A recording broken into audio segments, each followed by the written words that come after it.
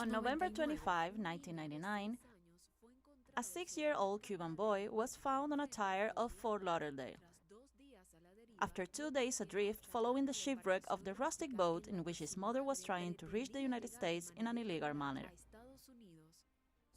Alleged relatives and extreme right-wing politicians tried to kidnap him in Florida. But in just days, the leader of the Cuban Revolution, Fidel Castro, promised his father to turn the entire nation to demand the return of his son. Either they send the kid back or we cease to exist. Thus began one of the most epic diplomatic, political, ideological, and solidarity battles waged by the Cuban people. 25 years later, Elian González is a politician and industrial engineer who fights and works for his native Cuba. And Elian Gonzalez is here with us in our TeleSUR studios. Welcome, it's a pleasure being with you. Elian, what do you think when you see these images? Well,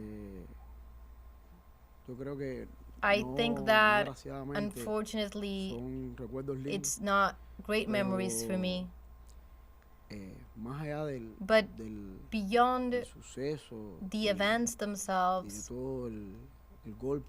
and the emotional impact that was for me, it's also the memories of a father that was fighting, and I see our commander and everything that he did, how he managed to mobilize the entire people of Cuba, and how afterwards I found out through my father and everything that I found out that it's not only the people of Cuba, but many people like the Venezuelans, and there are peoples across the world that supported this campaign so that I could come to my homeland, to my family. And after forgetting those events and living all the recent ones, and being able to see how something like this that I truly didn't appreciate it because I was a young child, and how the people together went for this cause, and beyond that sadness I see the happiness of the people across the world that are so capable of doing such great things for a kid, to raise their voices and their efforts. And what sentiments and what reflections do you have on the role of Fidel Castro that took this battle as a fundamental one for the destiny of your history, but for the destiny of Cuba? Well, I think that in this case, Fidel once again repeated his main ideas, that no man can be left behind. And he was able to emphasize and worry for the smallest child that was not from a specific elite, was not from a specific social group, had no privilege over any other child, and just because of the claim of a father, he found that this was just and this was real, and he said that this was a fair thing to do, a necessary thing to do, that all the efforts had to be made. And as he said it, either you return the child or we disappear. And he took all the people in order to follow that cause. The kid had to come home. And beyond everything and behind all the efforts is that thought that everyone matters. The smallest child is not the smallest part of the society, but has its role, its importance. Cuba, Fidel leading that battle, the Cuban people rescue you and you return to Cuba, But months after Fidel meets you personally and talks to you, why did he wait a couple of months for that? How do you remember that? Well, I can speak to what I perceived at the time and the anecdotes of comrades that asked him as well and how they transmitted this to me. And I think that Fidel, for everything, had a great form of managing himself. When I arrived, he didn't even go to the airport. He was in the room where the family received me, but he didn't come to greet me. He was in a room right next to it. He was with my family. He was with my father. He celebrated that as a triumph. He was very happy, but he didn't come out to meet me. And years later, a person that was very close to him, when he was going to the airport, he told me that he asked me, aren't you going, Commander? And his answer was that this was the moment of the child, of the press. And the press had to see that child, and he was the important one, and the family. And I think that that is what teaches us, what the commander teaches us. He knew how to keep his place, and he didn't want to put a shade on anything else. He knew that many people had talked badly on him. When I was in the United States, people had talked that he was a devil, he was the worst. And my father, when I came here, he told me he was a friend that was making things possible. Here are the images of that encounter.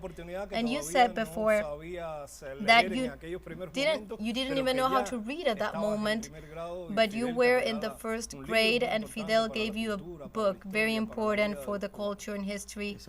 Exactly. He waited for about a month and a half. I had lost a lot of school at that time, and he wanted, of course, they took me to school and committed so that I could end that year, and he wanted to make sure that I could read and write so I could get there with the book. He told me himself, you're not going to understand the book at this moment, but afterwards you'll be able to understand it. And he also said, he gave me a couple of chocolates, and he said, don't eat the book and read the chocolates. So after everything that people had talked to me about a monstrous Fidel, and my dad said that he was a friend, I had to meet him, and it was impressive. Because beyond of his history and his spirit, and physically he was impressive. He was tall and had the white beard, and his suit was impressive. And any children would be amazed.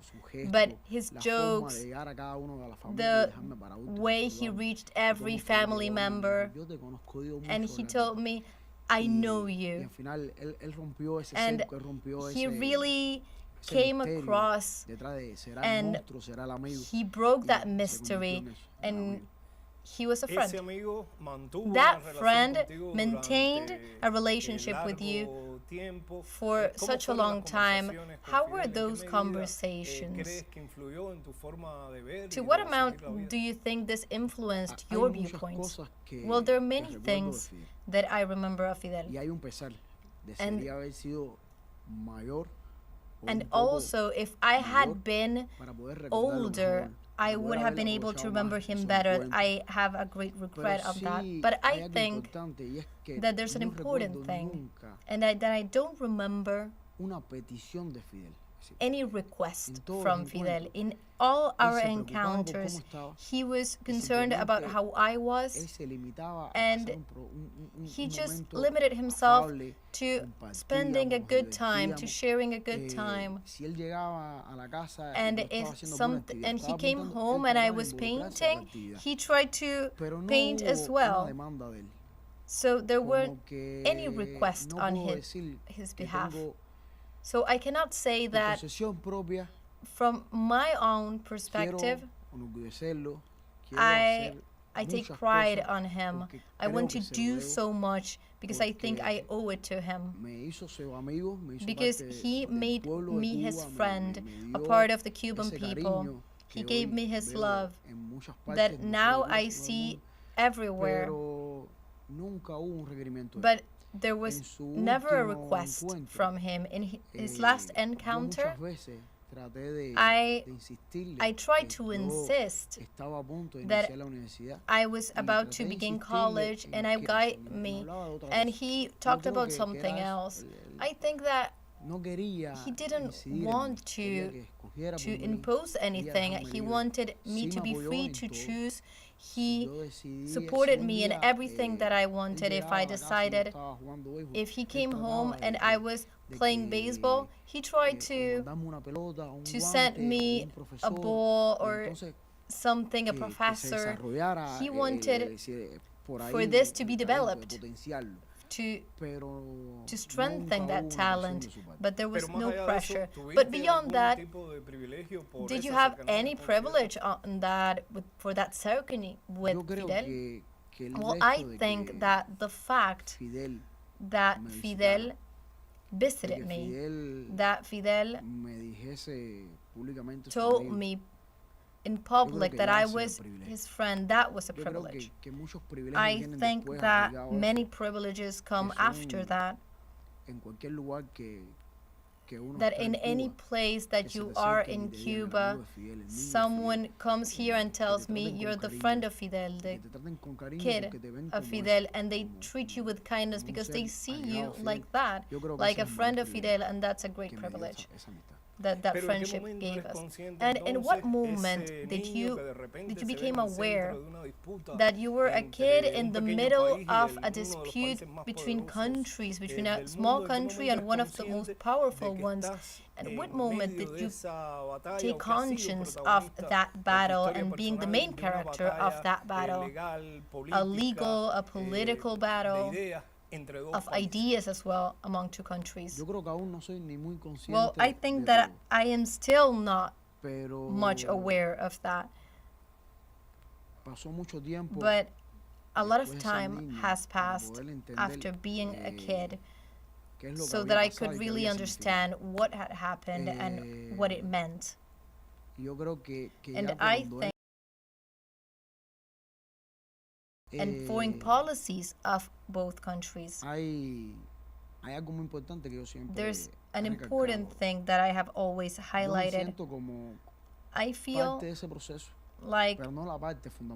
like a part of that process, but not the main part. I feel that I was at the center of it, but the most important role was Fidel's, was my dad's, was the role of the people and the kids that were there sustaining the demand, solidarity inside Cuba, around the world, and also inside the United States. It's not fair, and we need to also thank the people within the United States, because it was something that could have divided the people from Cuba, from the Cubans in the United States, or a part of them, but it was also something that could make Cuba visible within the United States and make those two peoples unite, because they saw that this was a fair cause, and many people fought within Cuba and for that cause, and many people denounced and called President Clinton and demanded that I came back to the country. And there are many anecdotes, many Cubans in the United States that were there around that house and were also against me coming back. And then they came back to Cuba and just came upon me. And in many cases, they have said, people that were already of an old age, they have said, I was one of those that I didn't want you to come back for politics, for different things, and now I understand that you had to be with your dad, of course. And what do the Cuban people say when they see you there after being witnesses of those battles? I was there. I did a lot of works regarding the Elian case, as they call it at that moment, with the participation at those open tribunes. What does the Cuban people say to you? Well, the main thing, I think, there are three main phrases. I screamed and asked a lot for you. Free Elian, free Elian. I still have your pictures. And I think that in the Cubans keep those memories. And it's also the way in which they say it, because there were a lot of marches, a lot of demonstrations, one day one. Always, not only I screamed a lot as a sort of claim, but with happiness, because when they see me and they tell me these things, you see the pride of seeing me and seeing me in Cuba still, and seeing me fighting for those same causes that they defended, and in the path of revolution, in the path next to the people. And that is when I say, well, I'm doing something right, because I've always had this idea that we need to make Fidel proud, my dad proud, and that people proud. And there are many ways of doing that, but maybe no one could say that I would be more or less intelligent or more or less talented, but what had to do with the character and the education, well, they had this aspiration that Elian was next to the people and didn't leave Cuba, and answer to that father and be the kid that father wanted. And I try to do that every day. Be that proud son of Fidel, my dad, and the people. And then we had a sad moment for you. I was a witness of that as well, when you walked up the terrace at the funeral of Fidel Castro. TeleSUR was there at that moment, and we interviewed you. We had that impression. Today, what do you think about that moment? Well, I need to recognize that in the first hours, even the first day after that news, I was in a state of shock. I couldn't take it in. Days passed by, and then I could sit down and understand and mourn. Look, you were so young.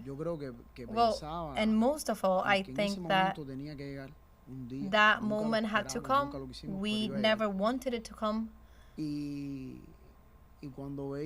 And when I saw all those people walking and everything that was happening, I said, well, this was not in vain. And this life was not without luck and not without great things, because that people that were remembering him, that's the great fortune. And I said that in the end, his greatest struggles, he could see them triumph. He could see the 5 heroes come back. He could see Cuba in a stage of reapproachment to the United States,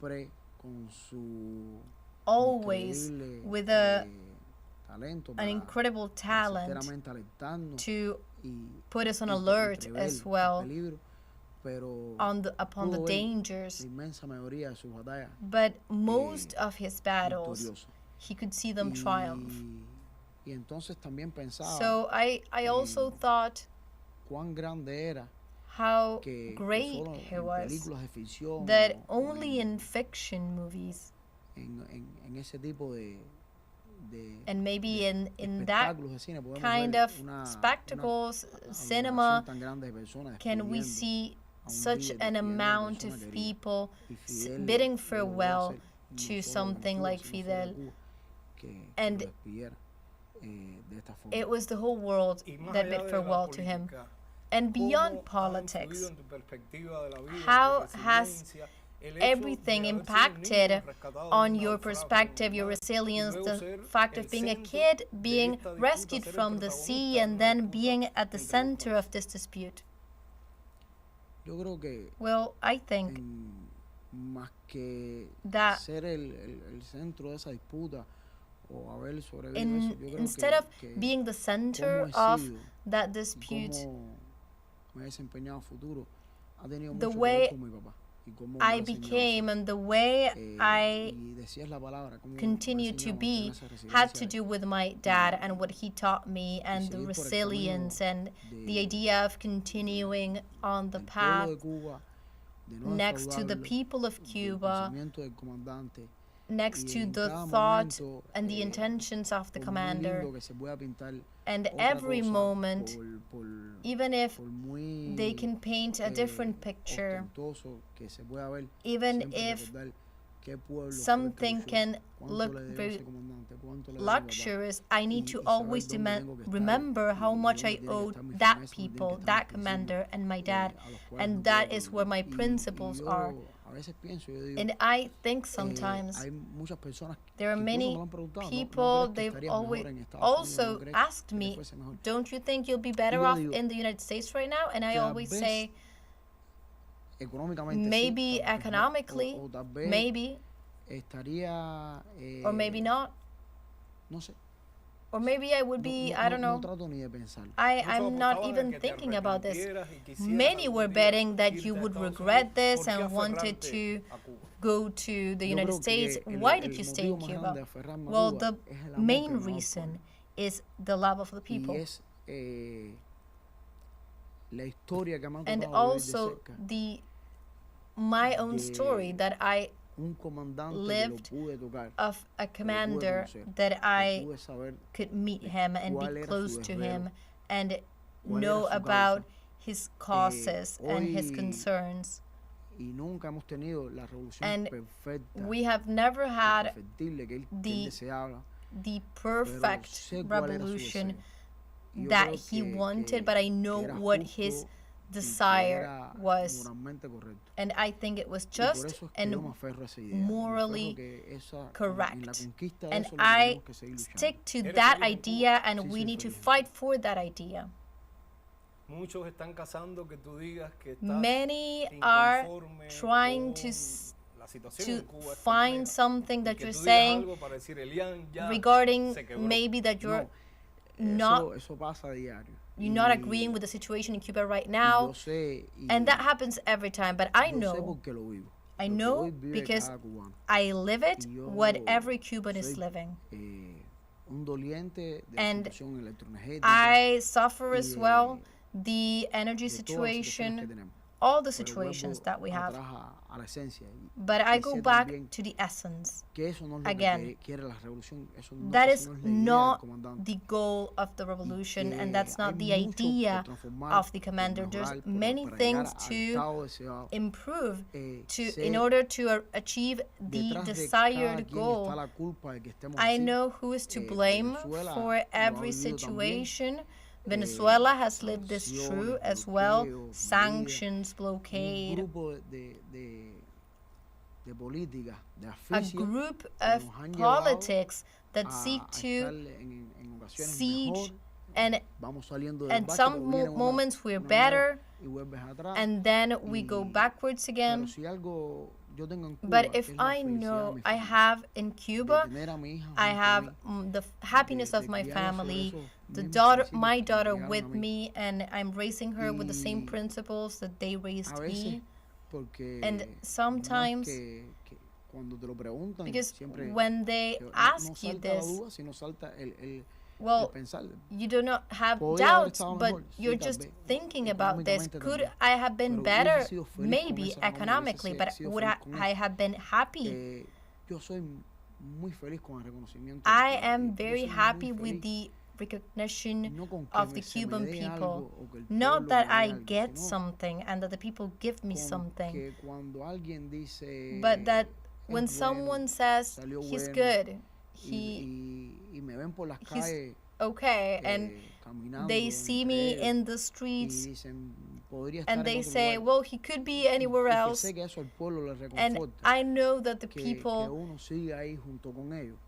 this is important for them, that I'm there with them.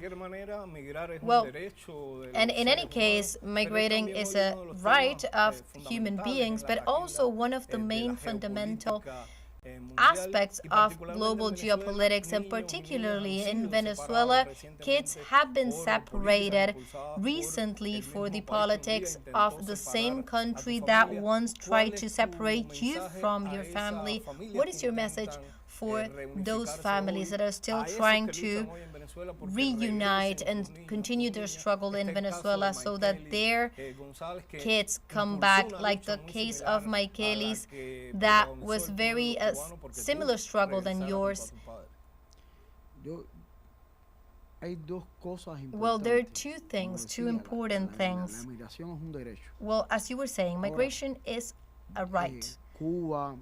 Now, Cuba, Venezuela, other countries are being forced to a different type of migration, an irregular migration that is not secure because of this, and with the benefit that other nationalities do not have, so that this sort of migration is promoted. So I don't give you a visa, but I'll give you some priorities through that frontier, and sometimes they promise things that they do not give you afterwards. So even if migration is a right, it needs to be done in a regular manner, protecting the life not only of the adults but also of those kids that can sometimes see themselves in situations like the ones I lived through and like the Venezuelan kids lived through. And of course, that my desire is that in the end they be reunited with their families, that these cases are successful, and that the kids continue to arrive.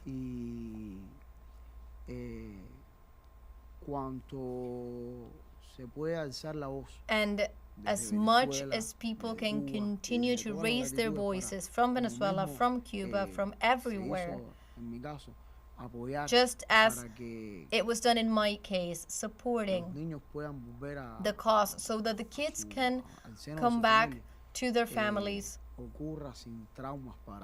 Well, this is important, and the important is to avoid their trauma and to avoid this situation. And migration, that it is a right, but it needs to be a regular migration. And we do not need to be mourning the loss of lives or separations within families forced by arbitrary policies, and that are seeking exactly that. They are seeking discontent, beating on a people, just as it was done with me at the moment, and they're trying to do it now as well with the Venezuelan people. This year, the centenary of Fidel Castro is beginning this August 13th. One last message before this year. Well, I think that the centenary is a great moment so that we do not abandon Fidel's thought. Fidel put us on the spot, really, when in his great humbleness and simplicity, he asked us and he left us with some indications so that we did not do a cult of his personality, but we do need to remember him. And we need to take his thought to the entire world. And I think that there's something that there's always very important for this, and that is going to the essence of the human being in Fidel. That Fidel of the anecdotes with Chavez, so full of happiness, so full of joy and joking around, of friendship, because the books need to show us the politician, but what cultivates us is that most intimate part of Fidel, of those anecdotes that allow us to see that he was a human being with great virtues and also defects, but also he had a great human capacity, a great human capacity for humanity, for the goodness in everyone and for everyone, and to worry about the smallest things that no one was caring about. And you can see this in, I think that behind Fidel, there are great stories, but we need to tell them from its details, from these small stories, from his beginnings, so that we can really understand him. And TeleSUR is an example. Just as how from the beginning of the ideas, before TeleSUR started, Fidel was there trying to spread that seed, the idea of having a communication media for the peoples of the South, to be able to tell what's happening in all of those people, the native peoples of our region, with all perspectives, so that everyone from the rich to the poor could share their perspectives and everyone could draw their own conclusions. And I think that it's also a very significant moment at the anniversary of TeleSUR as well, to tell that story, that arrangement, so that this could be born.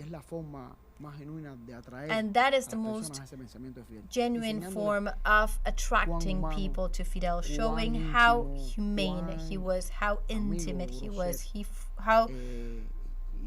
what a good friend he was. And I know that they will be captivated by those stories, and afterwards they will understand his politician side and all the story. Thank you so much, Elian, for sharing your experience, your close experience with Fidel, and your personal story with him. And you'll have a lot to say about those humane anecdotes during this centenary. Thank you for sharing with the audience of TeleSUR as well your experiences. Thank you so much.